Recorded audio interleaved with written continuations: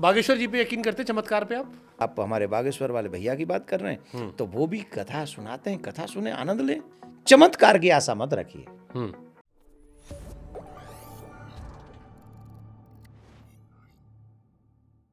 बागेश्वर जी पे यकीन करते चमत्कार पे आप?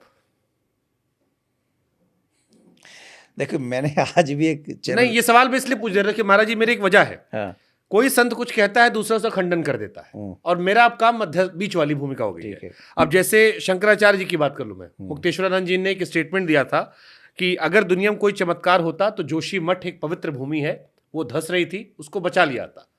अब जोशी मठ को लेकर मेरी भावना भी है, बागेश्वर जी के जो प्रशंसक हैं उनको लेकर भी मेरा उनके प्रति सम्मान है, मेरा आप पे भी सम्मान है। अब मुझे ये समझ में आता है कि मैं एक व्यक्ति हूं, मैं इनको जो मैंने शुरू में कहा कि हजारों करोड़ों लोग ऐसे हैं जो उस लॉजिक को ढूंढ रहे हैं कि मैं इनको सुनूं या उनको सुनूं। भीड़ तो दोनों के पास है, आस्था दोनों में है, लगाव भी दोनों में है। एक आप है जो आप कह रहे हैं कि मैं बोलूंगा नहीं उसमें, क्योंकि दोनों सनातन वाले हैं। तो फिर ये तीन तरह से हम फंस रहे हैं ना महाराज जी ऑप्शन में। इसका एक तो रास्ता होना चाहिए क्लियर। मैं एक बात बताता हूं, आपके मन में रोग है, हाँ, तो संत महात्मा गुरु और गोविंद के पास जाइए। और अगर आपके तन में रोग है तो आप डॉक्टर के पास जाइए, हॉस्पिटल जाइए। सही बात है, यही ना है। आप अगर डॉक्टर के पास जाएंगे तो आपका तन स्वस्थ हो जाएगा, लेकिन जब आप संत और गुरुओं के पास जाएंगे तो आपका मन स्वस्थ हो जाएगा। तो ये आपको डिसाइड करना है कि बीमारी कहाँ लगी है। बीमारी कहाँ है, तन में कि मन में? मन में लगी है तो आप कथा में जाइए, पुराणों की कथा सुनिए, मंदिर में जाइए। चमत्कार की आशा मत रखिए। आपसे एक निवेदन मैं समाज से कर दूं कि चमत्कार ठाकुर जी तभी करेंगे जब आप उस लायक होंगे। ठाकुर जी ही चमत्कार करेंगे। मैं और आप कितना चमत्कार कर सकते हैं? ठाकुर जी से बड़ा कोई चमत्कार नहीं कर सकता। तो मन परेशान है तो ठाकुर जी से प्रार्थना करें, बालाजी से प्रार्थना करें, हनुमान जी से प्रार्थना करें, जिनमें आपकी निष्ठा उनसे प्रार्थना करें। और तन अस्वस्थ है तो तन में ये चमत्कार की आशा ना करें कि मैं कुछ, मतलब फिर डॉक्टर के पास जाइए, डॉक्टर है ना, उनके पास जाइए। और रही बात, आप हमारे बागेश्वर वाले भैया की बात कर रहे हैं तो वो भी कथा सुनाते हैं, कथा सुने आनंद लें। क्या बुराई, कथा तो सुननी चाहिए हम सबको। आपने सुनी नहीं कथा कभी सोशल मीडिया पर, वीडियो में? मैंने सुनी नहीं, मैंने सुनाई जरूर है। सबसे पहले मैं ही गया था वहाँ कथा करने, और मैंने ही वहाँ हनुमान जी को, एक्चुअली कोरोना काल चल रहा था तो हमने सोचा कि हनुमान जी को हम कथा सुनाएंगे, तो सबसे पहले कथा हम ही ने सुनाई हुआ।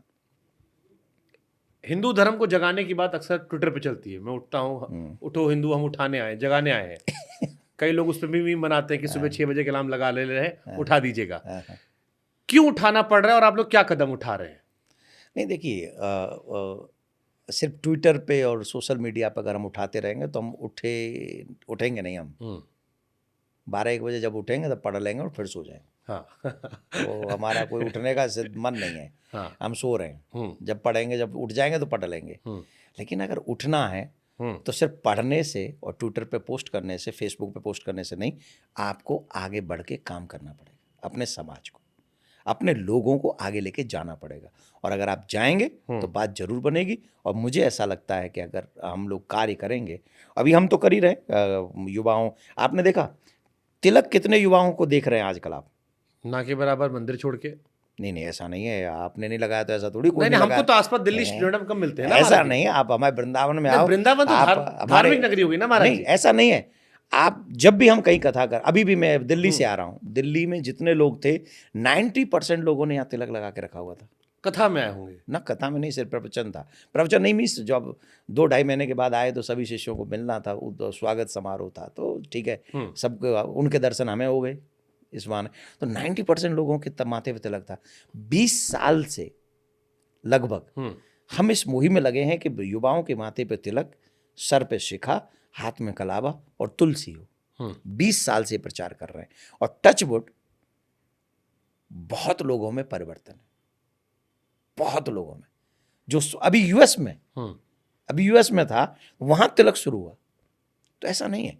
उठाने का मतलब है आप अपनी संस्कृति की तरफ वापस चलिए, माथे पे तिलक लगाइए, सर पे शिखा रखिए, माता पिता का आदर कीजिए, कुछ अच्छा करिए, कुछ अच्छा बोलिए और ईश्वर की तरफ अपनी यात्रा जारी रखिए।